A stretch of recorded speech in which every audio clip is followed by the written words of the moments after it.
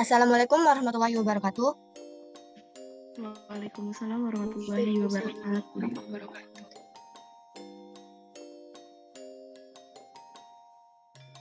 Baiklah, perkenalkan, saya Septiana Maharani selaku moderator pada presentasi kali ini, di mana di sini kami akan mempresentasikan studi kasus ke-7 dengan mata kuliah profesi kependidikan dan dosen pengampunya itu Ibu Nur Izati, SPD MSI, dan Pak Aang Yudo Prastowo MPD.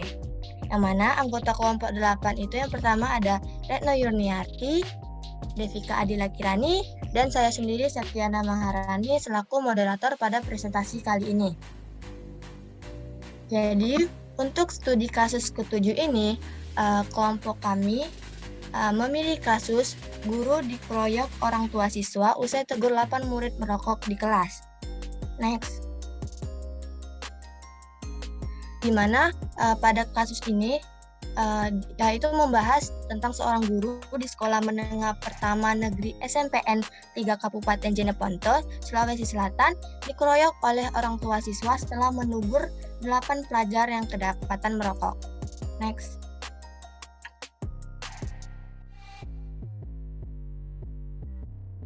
Jadi, adapun data dan fakta yang kami dapatkan dari link kasus tersebut, yaitu terjadi pengeroyokan terhadap seorang guru oleh orang tua siswa usai menegur siswa yang merokok di kelas, dan kasus ini itu sudah ditangani di Polsek Binamu dan tersangka telah menjalani pemeriksaan.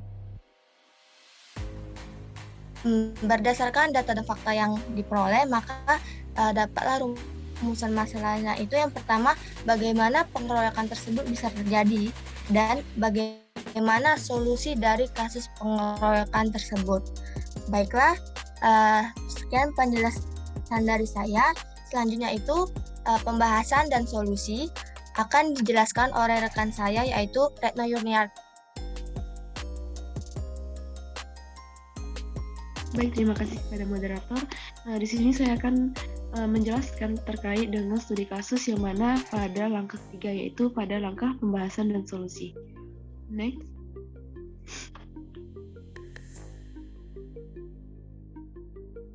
Nah, jadi pada kasus yang kami ambil di sini adapun pembahasannya, jadi itu sudah banyak sekali berbagai kasus tindak kekerasan yang dialami oleh seorang guru di sejumlah daerah.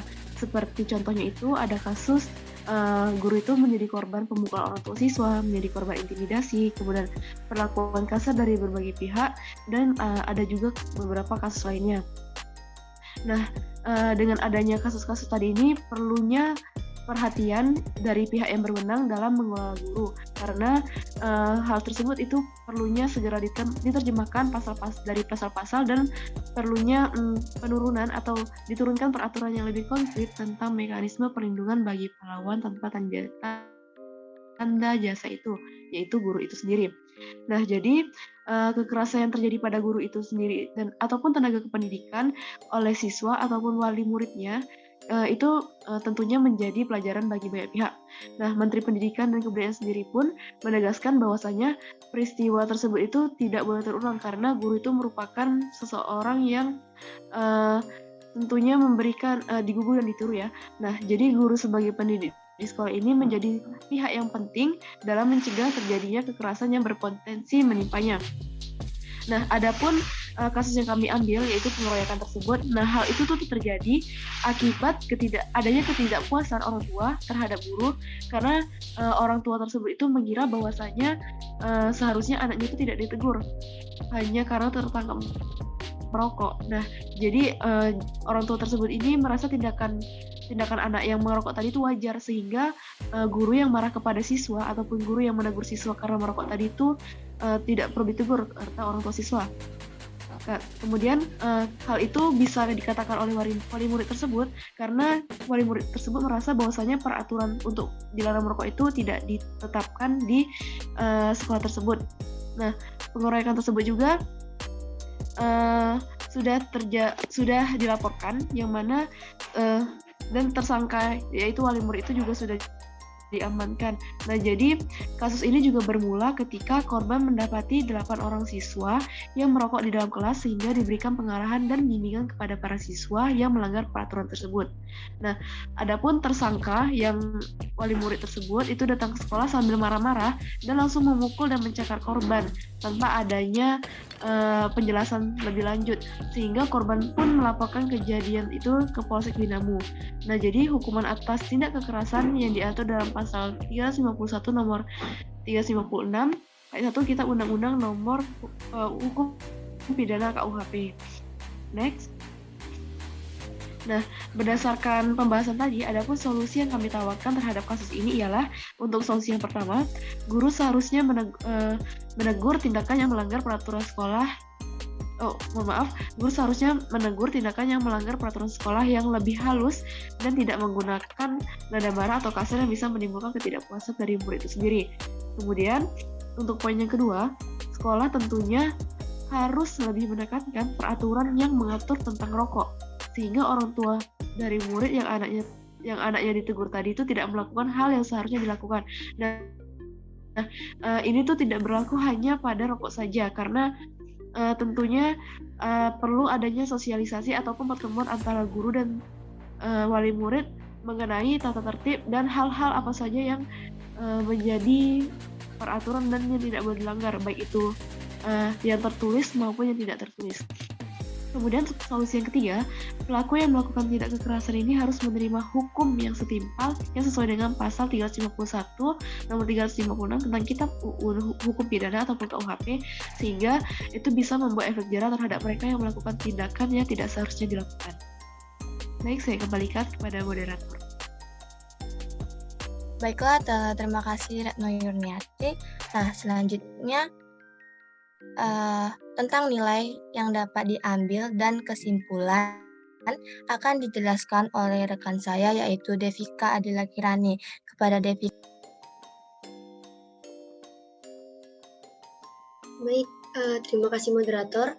Selanjutnya saya akan menjelaskan apa yang dapat diambil dari kasus tersebut. Yang pertama yaitu sikap kompetensi sosial pada guru tersebut yang menegur siswanya karena merokok harus dipertahankan atau bahkan harus ditingkatkan. Nah, nilai yang kedua yaitu tanggung jawab guru tersebut pada muridnya di lingkungan sekolah. Terakhir, kesimpulan dari kasus ini yaitu salah satu kompetensi yang harus dimiliki setiap guru adalah kompetensi sosial, yakni kemampuan mengelola hubungan kemasyarakatan yang membutuhkan berbagai keterampilan, kecakapan, dan kapasitas dalam menyelesaikan masalah yang terjadi di sekolah. Berbagai kasus tindak kekerasan yang dialami guru di sejumlah daerah, seperti menjadi korban pemukulan orang tua siswa, menjadi korban intimidasi, perlakuan kasar dari berbagai pihak, juga kasus serupa lainnya, sangatlah penting menjadi perhatian. Para pihak yang berwenang dalam mengelola guru perlu segera menerjemahkan pasal-pasal dan peraturan yang lebih konkret tentang mekanisme perlindungan pada pahlawan tanpa jasa itu. Guru adalah profesi yang mulia dan penuh dengan pengabdian. Meskipun di masyarakat telah tumbuh penghargaan dan penghormatan kepada guru, untuk memastikan agar para guru benar-benar terjamin keselamatannya dalam menjalankan pengabdian, maka yang dibutuhkan guru adalah kepastian hukum dan kesadaran masyarakat itu sendiri. Baiklah, sekian penjelasan dari saya kembalikan ke moderator. Baiklah, terima kasih Devika. Nah, baiklah, sekian presentasi dari kami.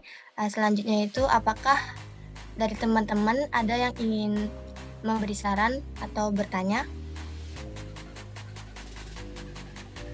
Izin bertanya, kelompok penyaji.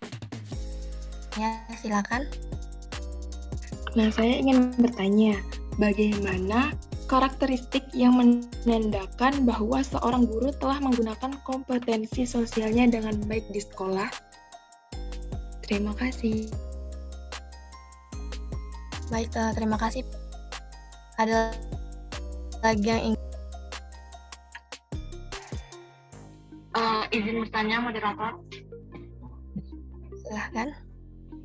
Di sini saya ingin meminta pendapat kelompok penyaji.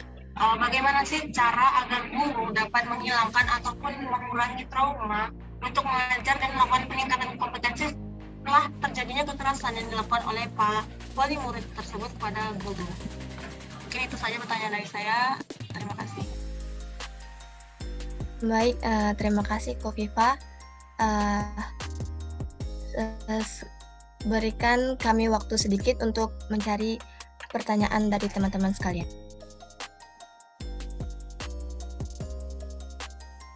Baiklah, izin menjawab pertanyaan dari Kofifa Intan. Di mana pertanyaannya itu, bagaimana cara agar guru menghilangkan trauma untuk mengajar dan melakukan peningkatan kompetensi setelah kejadian kekerasan yang dilakukan oleh orang tua murid. Jadi, hal yang pertama harus dilakukan adalah melaporkan kejahatan kekerasan tersebut. Jadi, jangan ragu untuk melaporkan kejadian tersebut kepada aparat yang berwenang. Jadi, sebaiknya tuh tidak diam saja dan menyimpan sendiri rasa trauma tersebut. Terus juga jangan salahkan diri sendiri. Jadi carilah dukungan sosial dari rekan sejawat, teman atau keluarga, dan juga cari dukungan sosial dari organisasi profesi yang kita ikuti tersebut. Terus selanjutnya kita pantau nih tanda-tanda pada diri kita yang mungkin terjadi setelah kekerasan tersebut. Nah, misalnya kayak sulit tidur, sulit berkonsentrasi, terus gelisah, terus juga mungkin nafsu makan berkurang. Nah, itu tuh mungkin tindak lanjutnya perlu ke konseling ke psikiater. Jadi dengan konseling ini dapat membantu kita yang trauma mengelola dampak emosional dan fisik dari tindak kekerasan yang kita alami. Dan yang terakhir itu relaksasi. Jadi kita fokuskan pikiran dan perasaan pada hal yang positif dan menumbuhkan semangat. Jadi bayangkan berbagai peristiwa-peristiwa yang bikin kita bahagia aja. Jadi biar trauma tersebut bisa lama-kelamaan bisa memudar. Sekian jawaban dari saya. Apakah dari teman-teman ada yang ingin menambahkan?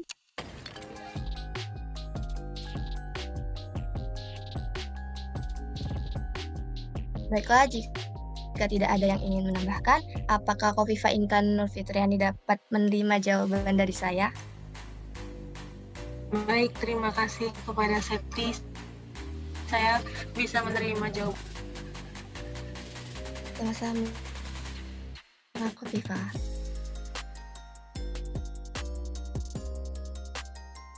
Baiklah, selanjutnya pertanyaan dari Putri Sekarsari akan dijawab oleh rekan saya yaitu Devika.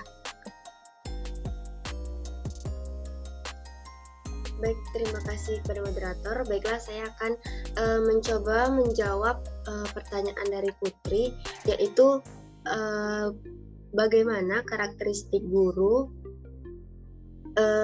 yang sudah menerapkan kompetensi sosial di sekolah.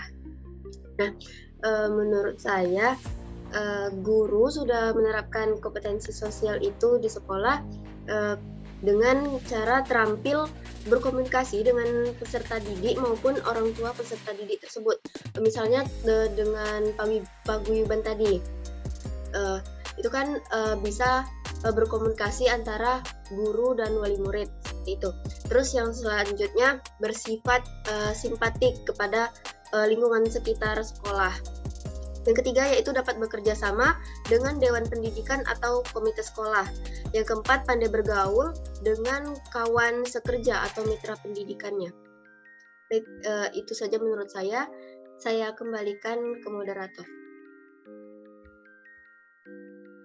Baiklah, terima kasih Devika. Apakah dari teman-teman ada yang ingin menambahkan? Izin menambahkan. Silahkan, Retno. Jadi saya sedikit ingin menambahkan jawaban dari Devika.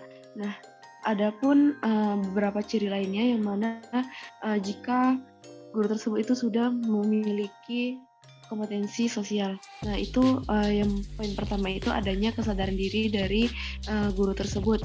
Yang mana kan sebagaimana yang kita ketahui, tidak semua orang itu mampu untuk mengenali dirinya sendiri, termasuk mengenali emosi dan pikirannya. Nah, jadi jika seorang guru itu sudah mampu mengenali emosi dan pikirannya, maka itu dia sudah termasuk memiliki kompetensi sosial.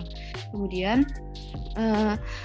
adanya kemampuan berelasi. Nah, benar seperti yang dikatakan di Vika tadi, seorang guru itu penting memiliki kompetensi sosial, yang mana ia harus mampu berelasi dengan selain dengan murid atau siswanya, guru juga harus mampu memiliki relasi ataupun memiliki kecakapan dalam kecakapan seperti kepada teman sesama guru ataupun kepada tenaga kependidikan lainnya, kepala sekolah, TU dan lainnya. Kemudian saya kembalikan.